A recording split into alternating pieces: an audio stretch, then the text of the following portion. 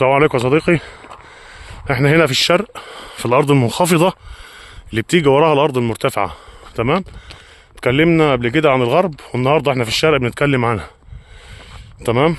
اولا بيبقى الجبل في الشرق، في اول الجبل من تحت بيبقى غرف.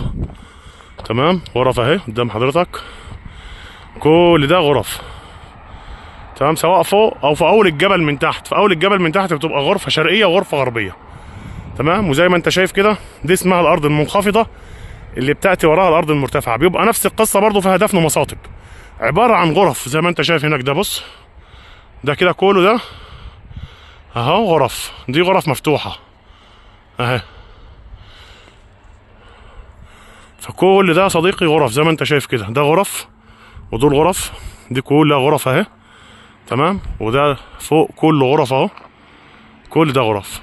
لو ملاحظ بقى يا ابن عمي ان كل الغرف دي مداخلها من على وش الارض، كله مدخله من على وش الارض. يبقى زي المقولة اللي انا قلتها لك قبل كده يا صديقي، لكل غرفة دفن مدخل شرعي ورئيسي من على وش الارض لا يتعدى المتر او المتر ونص قدامك. بعوامل التعرية بدون عوامل التعرية. بص، منطقة أزهرية هي عموما احنا بنصور فيها موجودة. كل اللي انت شايفه ده غرف. الارض المنخفضة اللي بتيجي وراها الارض المرتفعة في الجبل الشرقي كلها غرف، بتبقى غرف الاول. وده هحكي لك طبيعة الدفن او ترتيب الدفن في الجبل نفسه. دي الاراضي المنخفضة في الشرق بيبقى كلها غرف، باطن الجبل من تحت من هنا من اوله كده بيبقى فيه غرفتين، غرفة شرقية وغرفة غربية. وده هصورها لك برضو في منطقة هوريك الدليل بيها. كل ده الاول، بس الفيديوهات دي المقصد منها ان احنا بنعرض المقابر اللي موجودة في مصر. تمام. زي الموضوع المتاحف والمعابد والكلام ده الناس اللي بتصورها. تاني حاجة ان احنا بنحاول ان نوعيك تمام ان عدم النصب وايقاعك ضحية في موضوع الاثار والتنقيب واكذوبة ان المداخل على 7 8 متر و10 متر، فتقوم انت حضرتك تحفر.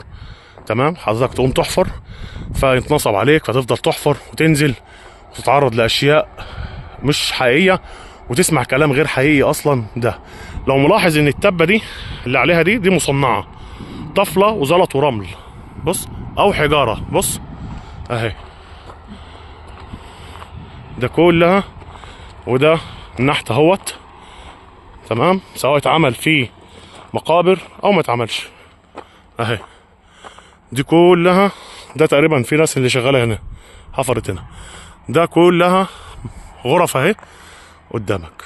نصيحه مني ليك يا ابن عمي، ما تجريش ورا الوهم، ما تجريش ورا كلام الشيوخ وده كلام الرجاله الهبيده اللي يقعد يقول لك ان المداخل على 10 15 20 متر وكل طبيعه ارضه ليها مش عارف ايه وكل مش عارف ايه وانظر ايه.